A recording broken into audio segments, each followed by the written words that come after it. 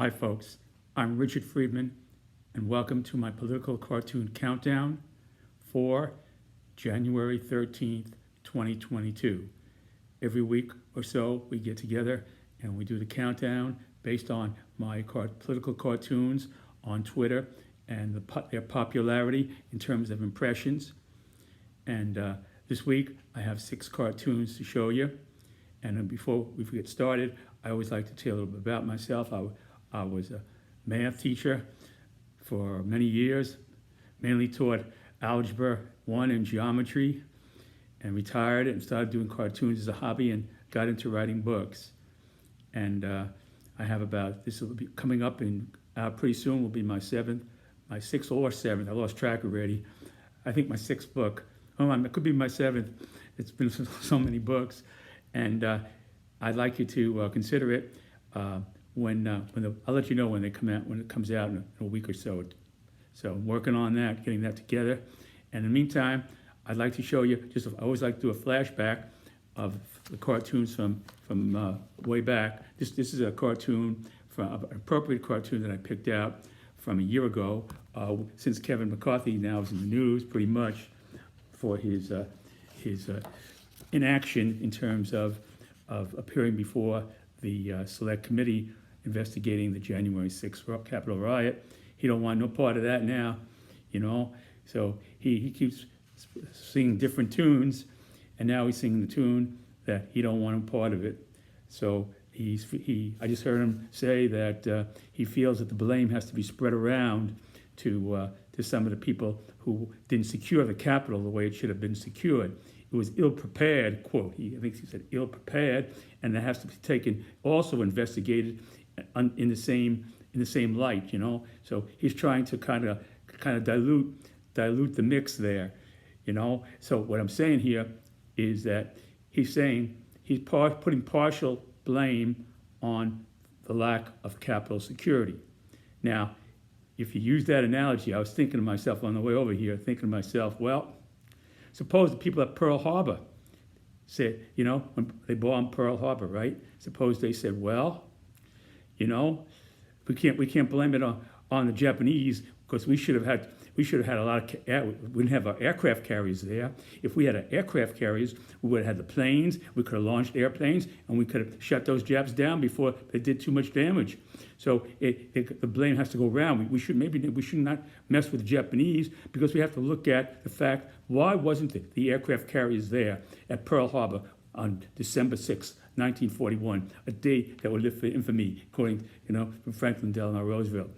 And why weren't the aircraft carriers there? Why not? To protect the fleet. And they had all these planes they could have launched and everything. So I'm making an analogy here to say that that's kind of like it's grasping for straws to justify a change in position to when it happened, he got up there and he said, it was President Trump bears responsibility for not taking action when this was going on, and so here he was an eyewitness to this. Not only that, but apart from that, he's an eyewitness from this cartoon that I did on. This was done on February 13th, 2021, and here he is in his office. There. And this is from this book here, my part 1. Part 2 of this book will be coming out soon. This was part 1. I drew the Capitol with all the political characters here. See some of them. See? There. You see? Capitol. And so here we find Kevin McCarthy in his office here during the riot. And here, I'll read it to you. Given the conveyed phone call between House Minority Leader Kevin McCarthy and then President Trump, while the violent mob was ransacking the U.S. Capitol, and given soon after Trump and McCarthy met at Mar-a-Lago for a peacemaking session, agreeing to work together. So after saying all that, McCarthy flew down to Mar-a-Lago to smoke a peace pipe with then President Trump. And he's still smoking the pipe now. He wants to get back into his position he's figuring the Republicans are going to take the House, and he wants to be in that number one position of leadership in the House again. He's looking to get back into that. And it's just like people are not calculating what's good for the country. They're counting what's good for their political future. And when you have something like that, this is what happened with the Roman Empire. Same type of thing, when they were plotting, everybody was plotting to get, we'll get Caesar, and then we'll get this guy in as emperor, and then, we're going to big, beautiful, all these things we're going to build, build new cities and everything. They were thinking the same way in the name of us, as a commemoration to us. So everybody was thinking like that during the days of the Roman Empire. They were thinking like that, the treachery that went on, So what I'm saying here is you could make a good argument that we're in a replay of the fall of the Roman Empire if you really want to make a good argument for that. And I would hope, I try to do my cartoons and come out and make people wake up and think. And there you go. So here's the cartoon here. And this you have here. Here you have a protester, has a Trump hat on, and he's coming in through the window, and while McCarthy is on the phone to then President Trump here, in the Oval Office. See, there he is. And McCarthy has the guy's coming in on him, and here he's talking to then President Trump. Okay, here we go now. Mr. President, here's McCarthy on the phone. There's his gavel, There's his gavel over here. See that? Okay, he's got that gavel handy all the time. He misses that a lot now, I'm sure. Okay, Mr. President, here goes McCarthy. Okay. Mr. President, you have got to call off this mob. I beg you to intervene. And then here goes President Trump here, and he says, I can't do that because it is made up of left-wing extremists from Antifa. That's the anti-fascist organizations that a lot of people were trying to say that were involved in this, okay, from Antifa. And then goes McCarthy. McCarthy here comes back, and he says, that's not true. This is a MAGA mob, and the guy's got his hat on right behind him coming in with a MAGA hat there, There he is. This is a MAGA mob. Okay, that was number 3. And then we go down to number 4.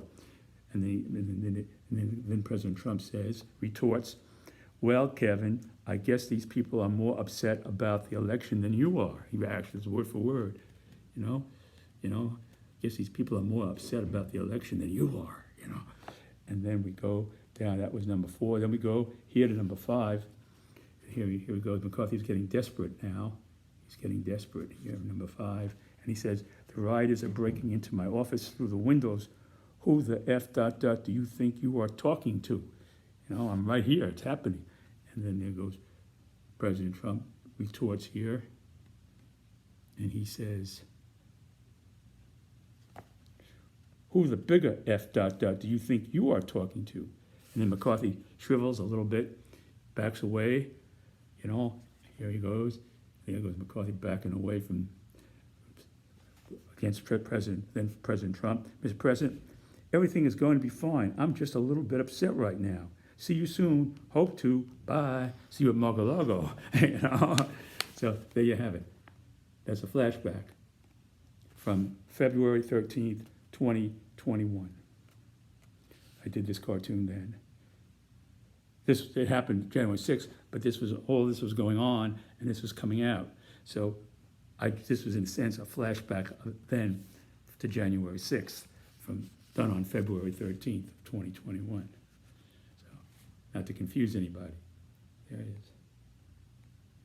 You take this, send this to McCarthy, have him put it in his office, this picture, frame it, I'll send him the colorized version. I did it in color.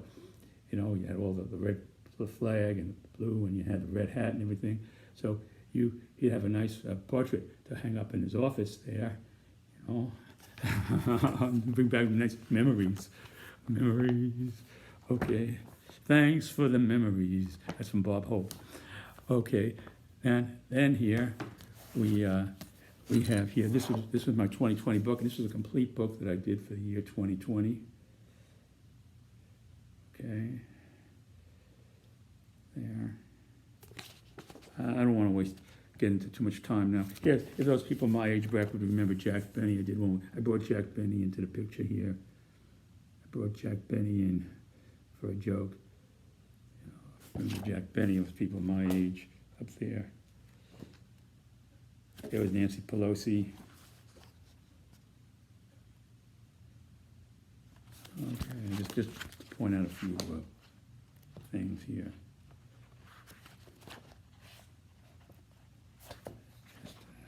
There's Nixon here. We had Nixon coming into the picture. That George Washington on the wall, Rudy Giuliani, Trump, and Nixon, the ghost of Nixon intrudes on a dinner between Trump and Rudy Giuliani, with George Washington looking in.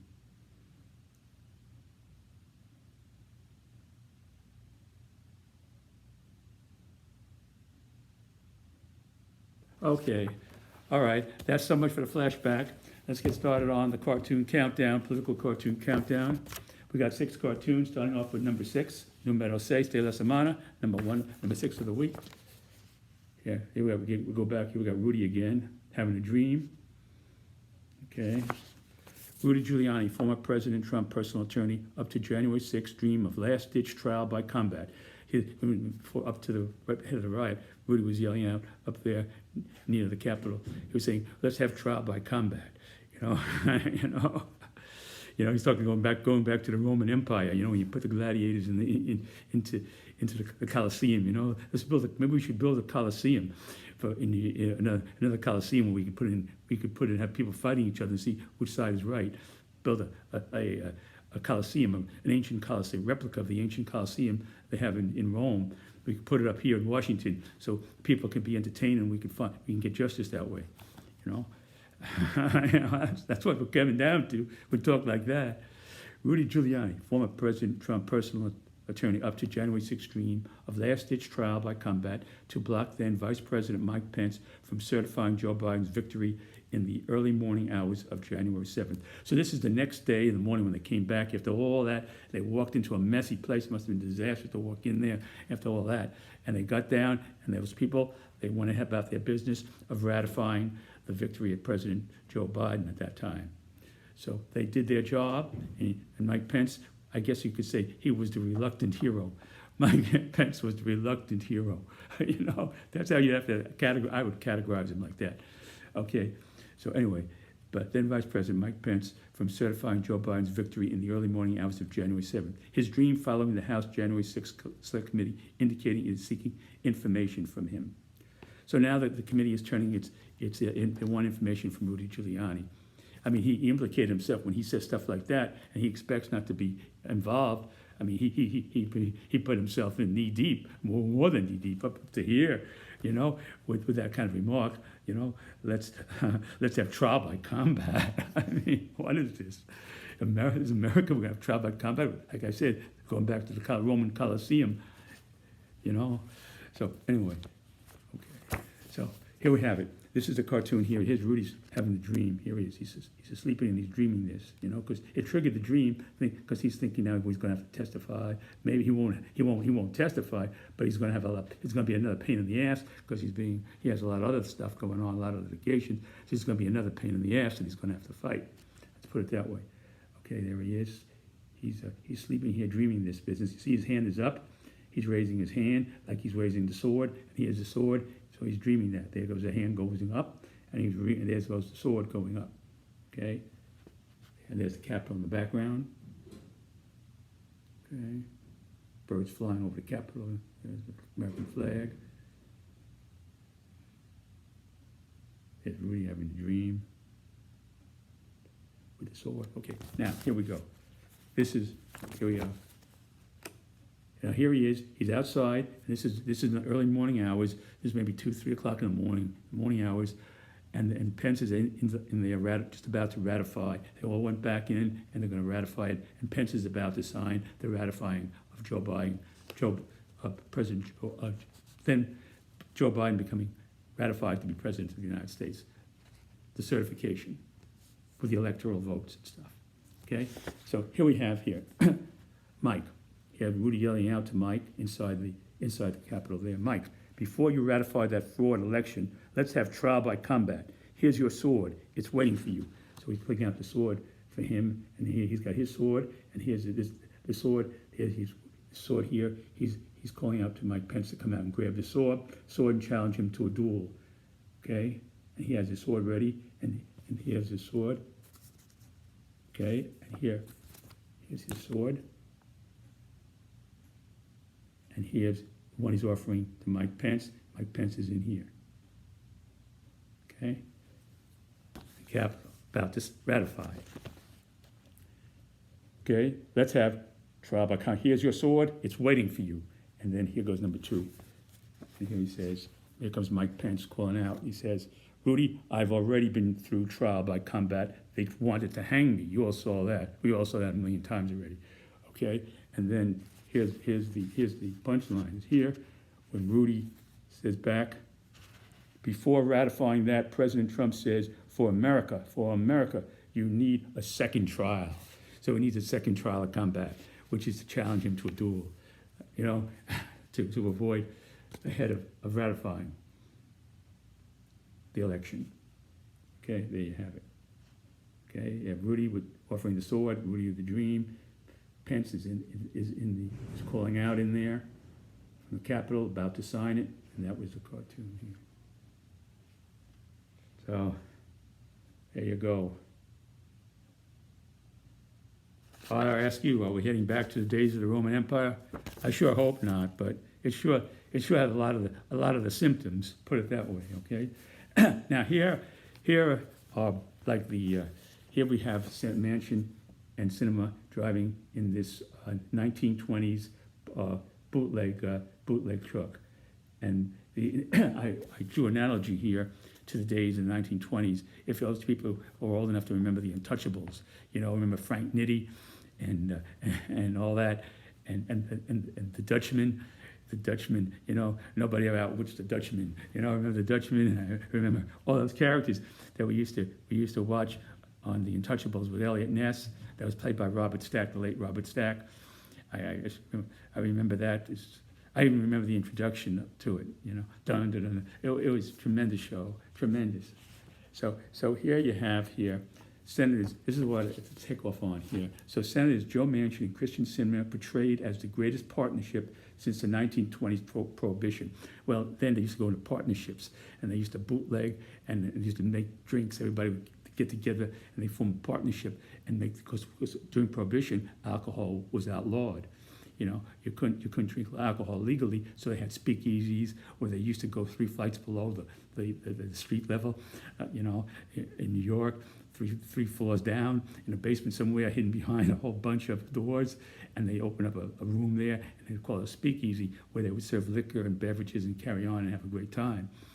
So that's what they used to have in those days. Those were partnerships that they went into, okay, and also partnerships that they went into to hijack trucks. A lot of these guys wanted to get on the other side of the coin. They wanted to get the liquor and then sell the liquor to the speakeasies. So they used to hijack trucks, and they'd form partnerships like that. So this is a partnership of a hijacking partnership to hijack a truck of unlawful alcohol to sell to the speakeasy. Just to give you the sync there. Okay, so here they are. Here you have Joe Manchin at the wheel, and there's Christian Sinema, and instead of hijacking the liquor, they're hijacking the democracy of the United States. And there goes the Capitol with the American flag flying. And that's his wife.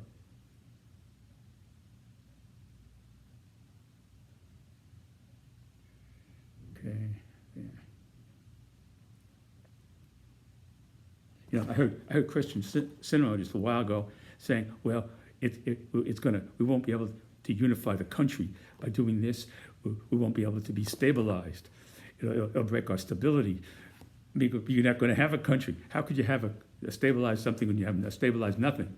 Because if you don't have voting rights, you don't have a country.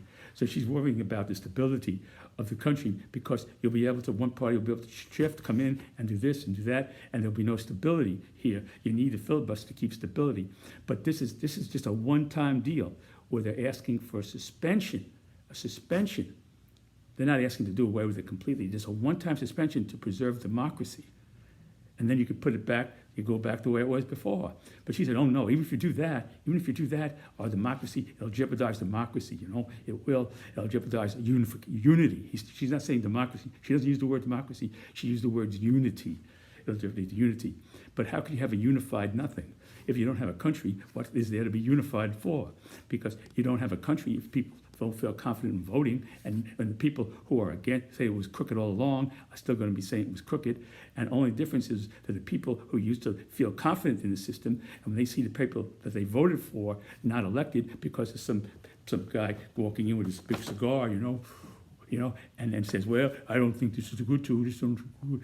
And they reverse the whole thing.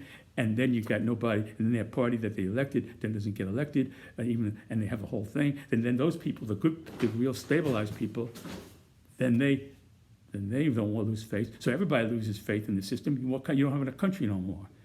You don't have a democracy. You have nothing. But she's saying we have to. If we don't make this, even this one-time exception could destroy our unity. You won't have unity anymore. You'll have people fighting in the streets. So how is that going to? And it's only a one-time thing they're asking for the country, for democracy. The glue of the country is it's a voting system. To glue the plane together. And she said, no, we can't glue the plane together because the plane is going to become unglued if we allow one time to get it to get glued. I mean, it's just nonsense. It's nonsense, So anyway, and she's saying, So anyway, so that's what. So I have this. So I did that. Okay. And Joe Manchin has a similar argument to it. Similar, So there you have it. But he's smart enough not to come out too much. So to speak, Kristen Cinema comes out and she says what she tries to justify the logic with twisted logic there. She comes out with a twisted logic. But Manchin's smart enough not to do that. He just says, well, no. So there you have it. Then the hijacking of democracy. Below, refused to suspend the filler in order to pass voting rights legislation. And there they are. The 1920s bootlegger truck, hijacking the U.S. Capitol with the American flag going along. There they go. There they go. There they go. All right, folks.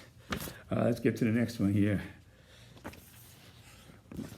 Okay, here we have Representative Jim Jordan here, another ace, Republican Ohio, and Trump lawyers now refusing to meet with Select Committee investigating the January 6th Capitol riot, amid the committee wanting to question Jordan, who has been identified as one of the lawmakers who sent a text message to then White House Chief of Staff Mark Meadows in the lead up to the U.S. Capitol attack. Jordan's message on January 5th outlined below unproven legal theory. It's interesting, everybody's focusing on Jim Jordan this, Jim Jordan that, but the crux of the matter is what the memo, what the legal advice was. Nobody's dwelling into that. So I do that here. Nobody, you don't hear that at all. Everybody's trying to, with Jim Jordan. Well, Jim Jordan, okay, you say it once and that's enough. But you've got to get to the meat and potatoes here. The meat and potatoes is what the hell Jim Jordan was communicating. The legal strategy. What was it? An epiphany of some sort.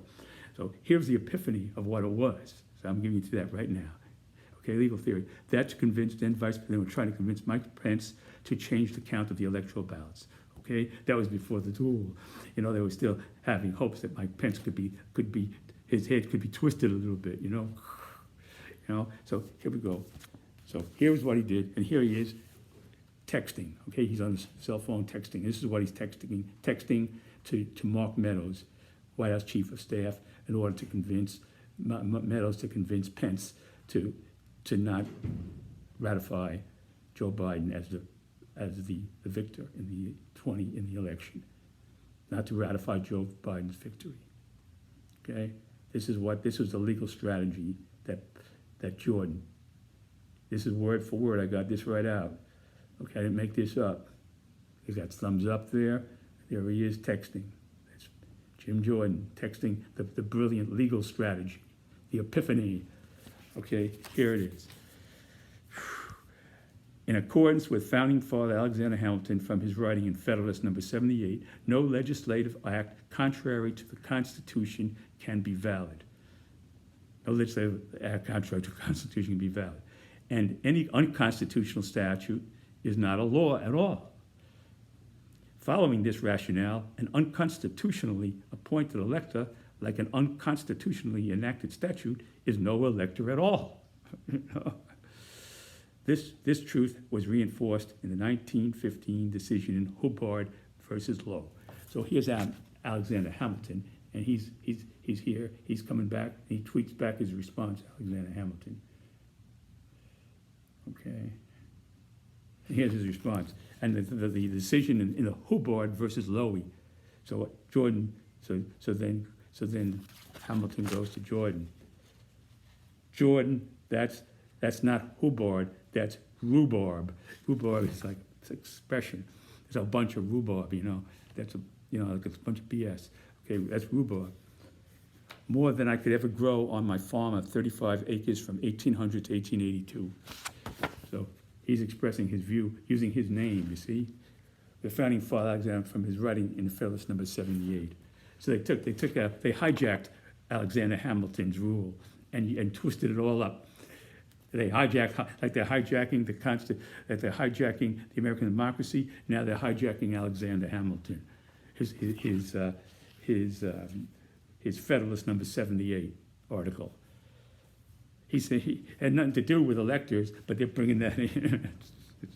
It's the Twilight Zone. Okay, and here's an old friend. Oh boy, I don't know how this country's still around. I don't know how. Here we have Dick Cheney here, Okay, there's Dick Cheney. Okay, there's Dick Cheney and former President Trump is watching him now. Okay, Trump watching former Vice President Dick Cheney, who came to the Capitol on January 6th to support his daughter Liz Cheney. Now, Liz Cheney's got to give her a lot of credit. Liz Cheney, she's really towing the line there to democracy in this country. She really is. She really is.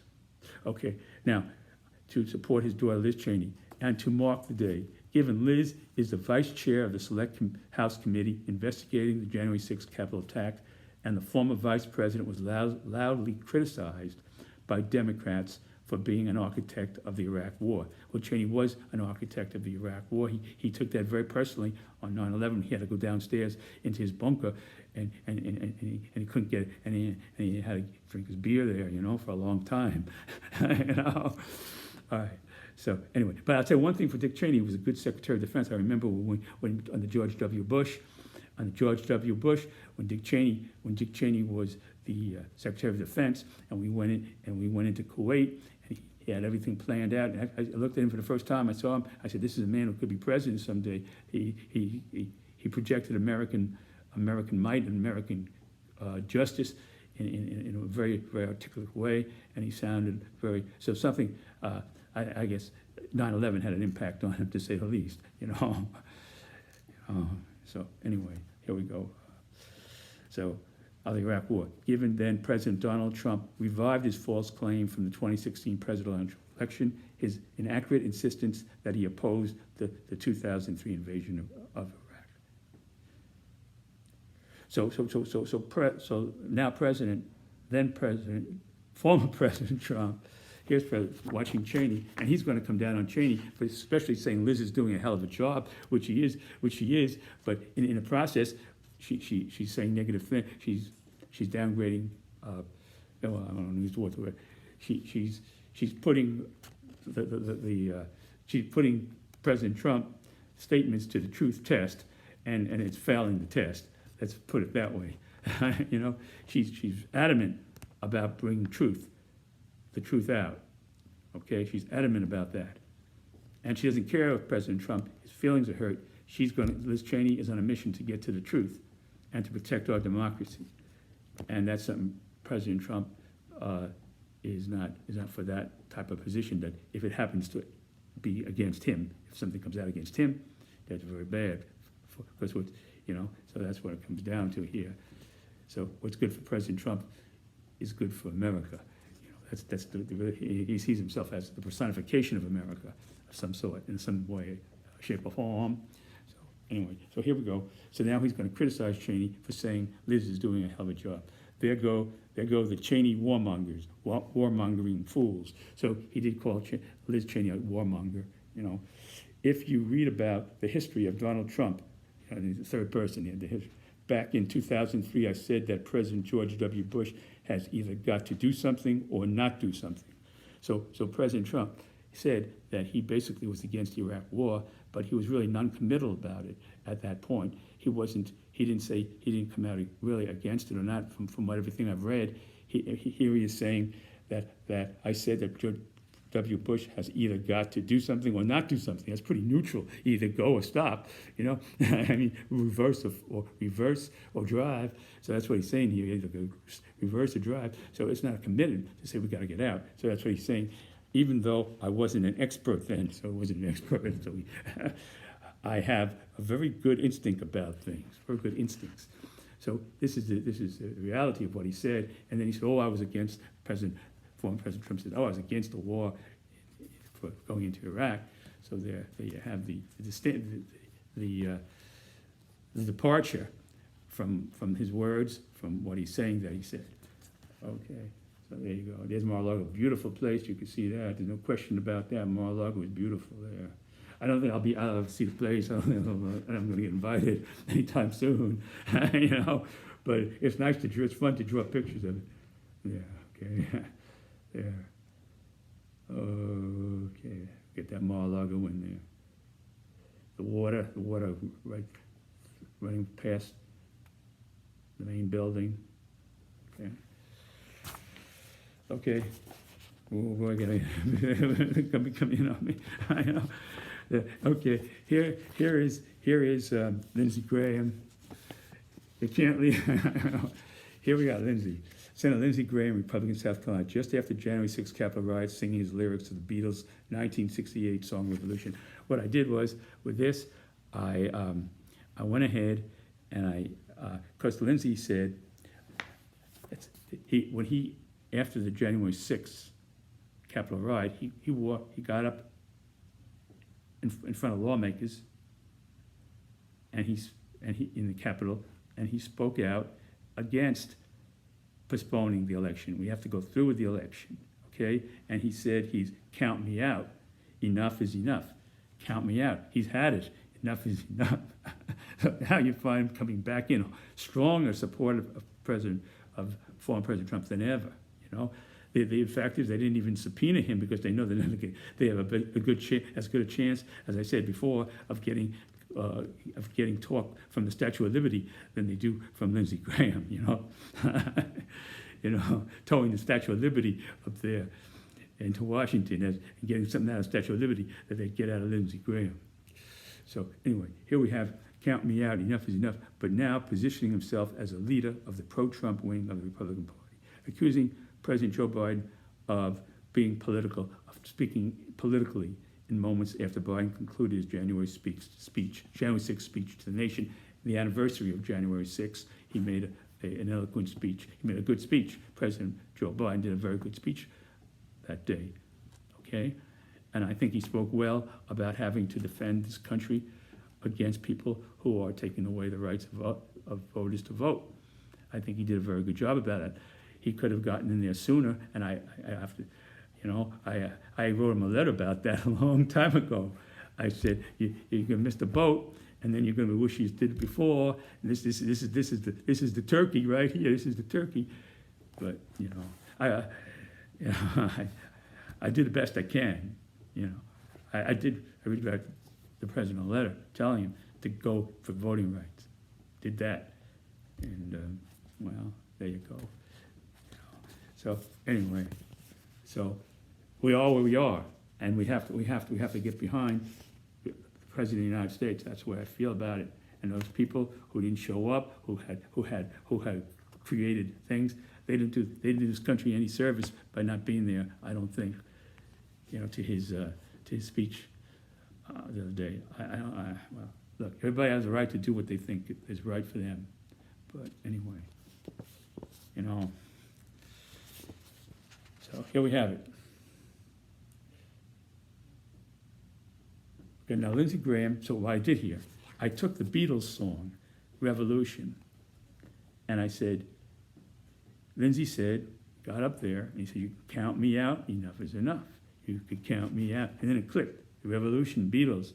I remember from the 60s, that song I had in my mind. So I wrote a song for Lindsey to have sung if he had the words to the song. So I wrote a song, Revolution, and I put it, I did this up, this is up on Twitter. I put this up there, and it's on my my Amazon author page. If you go to that, you could see the music and everything. Richard Friedman's author page on Amazon, on all my books, and it's also on my. You can go to my if you want to purchase any of my books, or just want to look through the books. It's Richard's Books at politicalcartoons.com, and there you can see all my books and all the sample cartoons and everything. And if you want to see, and all my videos, if you want to see the songs, all the songs I did, you go to my author page, Richard Friedman's Amazon author page. That's what it's called, Richard Friedman's Amazon author page, and then you'll see all the songs I did from recently, including this one. Okay, so with the music in the background. So here's how it went. Okay, I'm not the Beatles. I'm not George Harrison. Okay, here goes Lindsey. Here's Lindsey here. See, here goes Lindsey. Up before there, right after January 6th. Right now, he's saying it's enough of this revolution. We don't want no more revolution. I've had enough of this. I'm out of here. And now he's going to sing this song, okay, that I wrote for him to sing. Here he goes. You Trump rioters say you want a revolution. Well, we all wanted Trump to win the election. But when you do destruction, don't you know that you can count me out? You say you got a real kick-ass solution. Well, us Republicans all would love to see the plan. But if you go carrying pictures of Bernie Sanders with Chairman Mao, you ain't going to make it with anyone anyhow. Trump and I had a hell of a journey without the Constitution. Now enough is enough. It's time for evolution. Don't you know it's going to be all right, all right, all right, all right, all right, all right. There it is, Lindsey Graham. You say you want a revolution, well, but if you go carrying pictures of Bernie Sanders and Chairman Mao, you ain't going to make it with anyone anyhow. It's going to be all right, all right, all right, all right. Yeah, okay, there you go. Okay, numero uno de semana. We're going to get right in there, folks. They're going to be charging in here, one in the room. Okay, all right. Okay, here we go. Here we got here. Now, okay, I got to be a little careful with this. I saw on what happened on TV just a while ago that they talked about a senator or a lawmaker, Republican lawmaker, who compared giving shots to people to what the Nazis did in World War II, and he wrote all these German expressions and everything. Again, I see that as going back to the Roman Empire. I don't see that as going back to the Nazis. Because when you start talking about that, you're talking about barbarism. You're going back into an ancient mentality of the Roman Empire. You're going back to the ancient mind, You're going back to primitive ways of being, and the ancient. You're going back to the ancient heritage of man.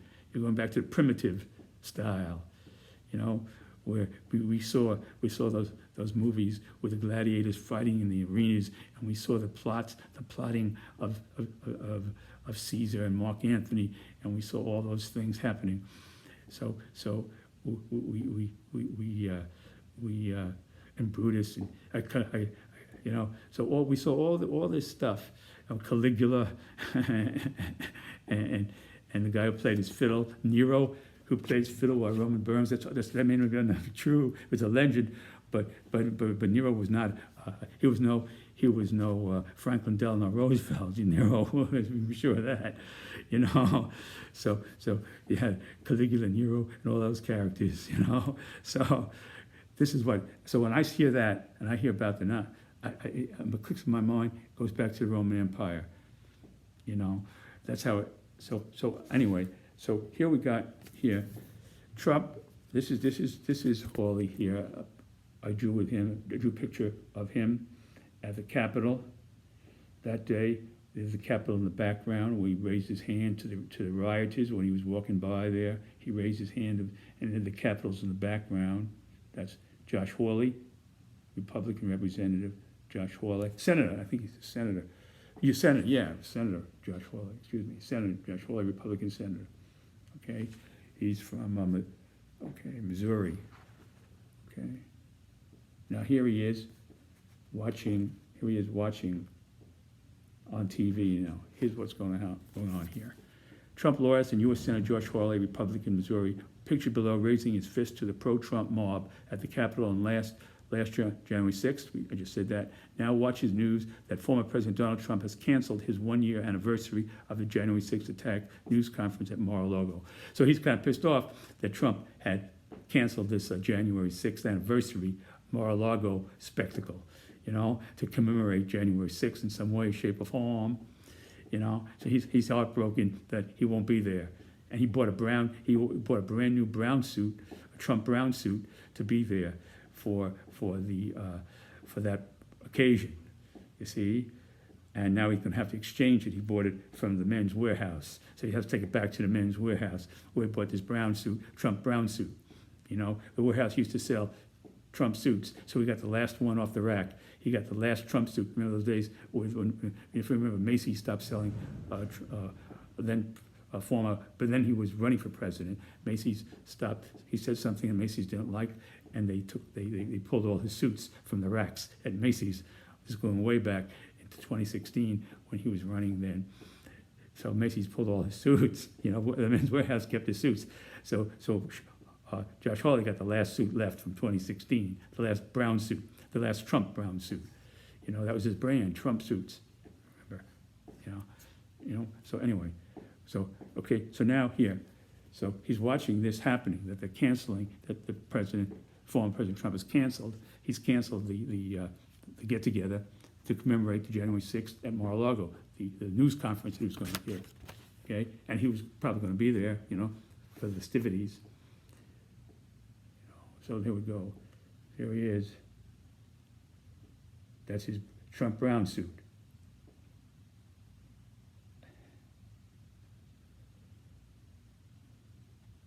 Okay. Now, because of that damn House committee and fake news media, you blame the fake news, because that's what President Trump did. He blamed the fake news. He blamed the fake news, and he blamed the House committee for his canceling of that anniversary news conference at Mar-a-Lago. He blamed them. I'm going to have to return this brand new January 6th anniversary Trump brown suit I just bought from the Men's Warehouse, and it was the last one on the rack from 2016. Okay, so here you have Josh Hawley here, and here you have Josh Hawley watching that news that he's not going to have the news conference at Mar-a-Lago, and there he is. With his Trump brown suit, he's going to have to return. And there he had the same hand up that he had there. He's got the same fist up in the air.